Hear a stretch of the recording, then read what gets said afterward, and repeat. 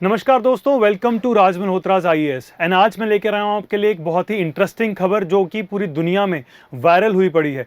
Recently scientist ने एक impossible collision, एक बहुत ही बड़ा कोलिजन जो है डिटेक्ट किया है।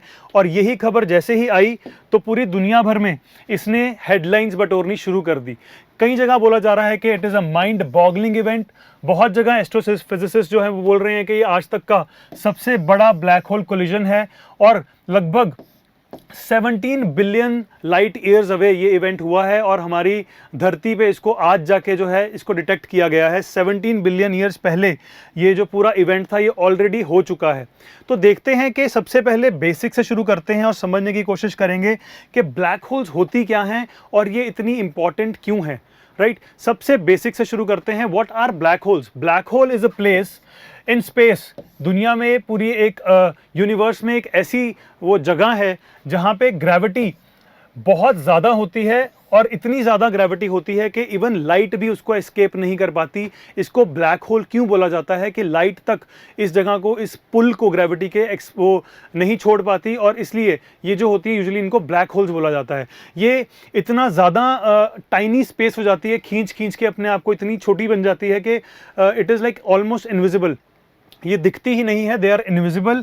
एंड मोस्टली ये कब देखने को मिलती हैं? जब एक बहुत बड़ा स्टार जो है वो मरता है, जब वो उसका डाइंग फेज आता है, लास्ट फेज, उस टाइम पे वो अपने आप को कॉन्ट्रैक्ट करना शुरू कर देता है और उस कॉन्ट्रैक्शन के अंदर ग्रेविटेशनल पुल इतना ज़्यादा बढ़ जाता है कि आसपास के सारे मैटर को वो अपने अंदर समा लेता है। उस टाइम पे जो है ब्लैक होल का जन्म होता है और इनको देखने का, इनको ढूंढने का सिर्फ एक ही तरीका है, स्पेस टेलीस्कोप्स के थ्रू, जिसके अंदर भी हमें स्पेशल टूल्स को एम्प्लॉय करना पड़ता है, लगाना पड़ता है ताकि हम ये ब्लैक होल्स को डिटेक्ट कर पाएं। अब ये जो ब्लैक होल्स होती हैं ये छोटी भी हो सकती हैं and they can be very large as well. अभी रिसेंट जो फिनोमिना हुआ है जिसके बारे में खबर हम अभी डिस्कस करेंगे आगे चल के, वो हुआ है बहुत ही बड़ी ब्लैक होल्स का। राइट, उसके अंदर क्या सिनेरियो हुआ है चलिए आगे डिस्कस करते हैं। बेसिकली ये जो खबरें आ रही हैं कि दो ब्लैक होल्स आपस में मर्ज हो गए हैं, बहुत बड़ा कोलिजन हुआ है, रिपल क्रिएट हो गया है। ये हुआ क्या है आइए समझते हैं। रिसेंटली दो ऑब्जर्वेटरीज हैं, लीगो और वर्गो। जो लीगो ऑब्जर्वेटरी है ये यूएसए में है और जो वर्गो ये जो ऑब्जर्वेटरी है this is based out of Italy. Right, तो इसमें लगभग 1000 साइंटिस्ट जो हैं वो इस चीज़ के ऊपर काम कर रहे थे और डिटेक्ट करने की कोशिश कर रहे थे कि पूरी यूनिवर्स में कहीं कोई ऐसा कुछ इवेंट हुआ है तो उसकी जो वेव्स हैं उनको डिटेक्शन का काम यहाँ पे चलता है। तो this is not only the collaborative event of या collaborative effort of USA and Italy, but also this time scientists from Australian National University were also a part of this entire thing. Right, इसको detect करने में Australian university का भी बहुत बड़ा हाथ था। तो रिसेंटली हुआ क्या है, एक GW190521 नाम की एक ग्रेविटेशनल वेव को डिटेक्ट किया गया जिसकी आवाज़ या जिसकी चर्पिंग नॉइज़ लगभग 0.1 सेकंड जितनी थी, 0.1 सेकंड लंबी थी। अब देखिए इसको मैं आपको थोड़ा सा ब्रेक डाउन करके समझाता हूँ कि इस चीज़ को कैसे डिटेक्ट किया जाता है। जब भी यूनिवर्स में कोई ऐसा इवेंट होता है जहाँ पे स्टार्स मरते हैं या आपस में ब्लैक होल्स मर्ज करती हैं या कोलाइड करती हैं, तो ये एक बहुत ही कॉमन फिनोमिना है, ये कोई नई चीज़ नहीं है। बट इस चीज़ के ऊपर इतनी वेटेज क्यों दी जा रही है? बिकॉज इतना बड़ा इवेंट, इतनी बड़ी दो ब्लैक होल्स पहली बार डिटेक्ट करी गई हैं। इससे पहले साइंटिस्ट ये समझते थे कि ब्लैक होल्स जो होती हैं वो लगभग 5 टाइम्स सन सोलर मास की जितनी होंगी या 6 टाइम्स सोलर मास की आपस में कोलाइड करके 10-12 टाइम्स ऑफ सोलर मास की जितनी ब्लैक होल बनती होगी। बट इस पर्टिकुलर इवेंट के अंदर अगर मैं आपको बताऊं तो एक ब्लैक होल जो थी वो 85 times the mass of sun थी एंड जो दूसरी ब्लैक होल थी it was 66 times the mass of sun. Right, तो इतनी बड़ी ह्यूज दो ब्लैक होल्स को पहली बार डिटेक्ट किया गया है। और जब ये दोनों ब्लैक होल्स मर्ज हुई हैं, जो कि आप यहाँ पे एक देख सकते हो डायग्रामेटिक फॉर्म के अंदर, दो ब्लैक होल्स ने जब आपस में एक दूसरे के साथ मर्ज किया तो एक सिंगल ब्लैक होल यहाँ पे बनी है which is almost 142 times the mass of the सन।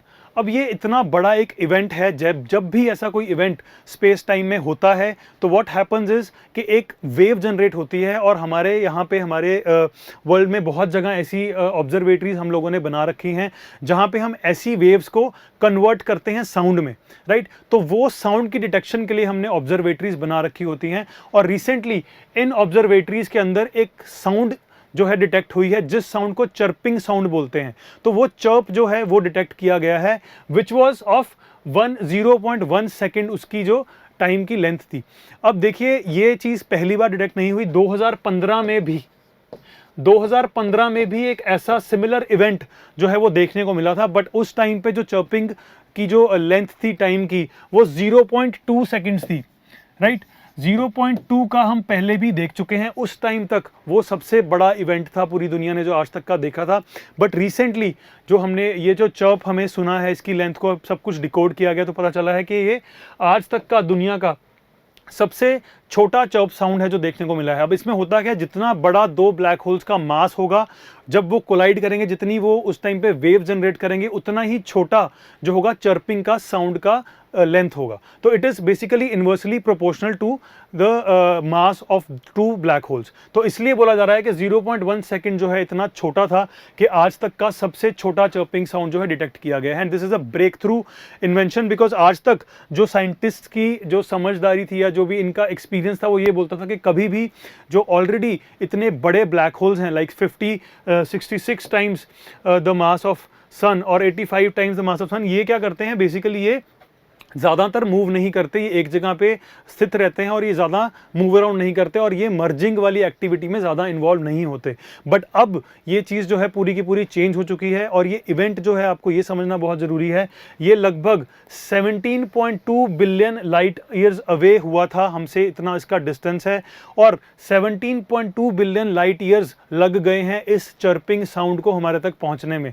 तो आज अगर हम ये इवेंट देख रहे हैं तो आप ये इमेजिन करिए, ये ऑलरेडी 17.2 बिलियन ईयर्स पहले हो चुका है इवेंट, बट हमारे तक ये आवाज़ जो है, ये चर्पिंग जो साउंड है, वो आज जाके पहुंची है। इसलिए ये इवेंट जो है इतना बड़ा हो गया और पूरी दुनिया भर में साइंटिस्ट एकदम इस चीज़ से बहुत फैसिनेट हो गए हैं। अब देखने वाली बात ये है कि क्या इंडिया इस पूरी चीज़ में कहीं पे पार्टी था, क्या इंडिया का इस चीज़ में कोई योगदान था? बिल्कुल, इंडिया का भी एक बहुत अहम, बहुत इंपॉर्टेंट योगदान था और आगे आने वाले टाइम में भी India will be playing a very important role. But how? I will tell you. India अभी रिसेंटली एक इंडियन ऑब्जर्वेटरी बनाने की कोशिश कर रहा है, जिसका नाम होगा लीगो इंडिया या इंडिगो। अभी इन दोनों में से कोई नाम फाइनलाइज नहीं किया गया, बट इन दोनों में से एक ये नाम डिसाइड किया जाएगा और ये ऑब्जर्वेटरी जो होगी महाराष्ट्र के हिंगोली जगह पे बनाई जाएगी। अब ये जो बेसिक ऑब्जर्वेटरी है, इसके ऊपर पूरी दुनिया भर का काफ़ी ज़्यादा भरोसा दिखा रहे हैं लोग, क्योंकि इंडिया स्पेसिफिक की जो लोकेशन है to detect these kind of sounds या to detect these waves is very important, और ये बहुत ही क्रिटिकल लोकेशन पे इंडिया जो है लाई करता है पूरी दुनिया में। इसलिए this is going to be a very important observatory in the times to come.